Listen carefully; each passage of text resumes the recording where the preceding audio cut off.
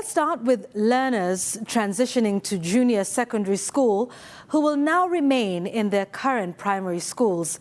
This is according to an interim report by the Presidential Working Committee on Education Reforms that has also advised that the just concluded Grade 6 National Assessment be reduced to a monitoring and evaluation tool of the system. The Teachers Service Commission, the Kenya Institute of Education, and the Ministry of Education have been directed to, within the next 1 month, come up with a plan to identify teachers for Grade 7 and train them, as the government plans to employ 30,000 more teachers by January next year. Sam Gituku reports. The Presidential Working Party on Education Reform has recommended that the junior secondary school be domiciled in current primary schools. That means the Grade 6 class that transitions to Grade 7 will remain in their respective schools but will be exposed to secondary level content. This means the 26333 education system remains. To provide for this 100% transition, every primary school should have a secondary school. Even in the 844 system, that would be where we would actually be going. That's where we would be going. Given that there are no secondary level teachers at primary schools and that there is no plan to shift teachers from current secondary schools to the primary institutions, reports indicate that the Teachers Service Commission has been tasked to identify teachers in primary schools with diploma and degree qualifications to be prioritized for training for the Grade 7 level.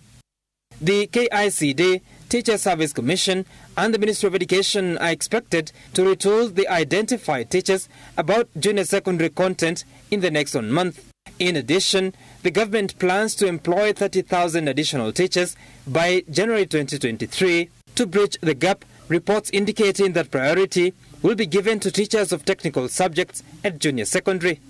And to provide the necessary facilities, the government plans to put up an extra classroom and a laboratory at all primary schools, with a lab to be built in the next 1 year. A statement from State House indicates that the members of the National Assembly have been urged to support the initiatives in what appears an appeal to utilize resources from the Constituency Development Fund for the additional facilities.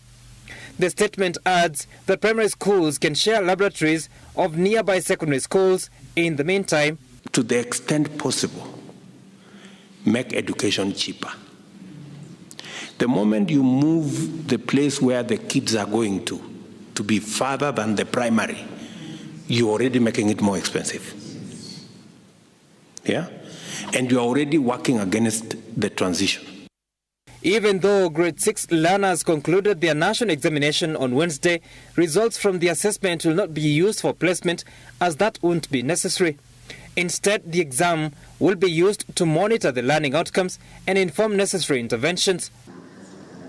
The junior secondary learners will be exposed to 12 core subjects and several optional courses. The core subjects are English, Kiswahili, or the Kenyan Sign Language for the deaf, mathematics, integrated science, health education, pre-technical and pre-career education, social studies, religious education, business studies, agriculture, life skills education, and lastly, sports and physical education.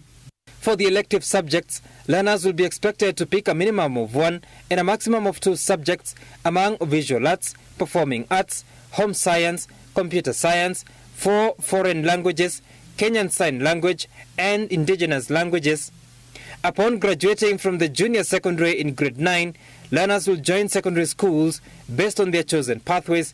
3 pathways exist: arts and sports science, social sciences, and science, technology, engineering, and mathematics. The Presidential Working Party is yet to determine which secondary schools will host what pathways, and they are expected to do so in their final report, March 2023.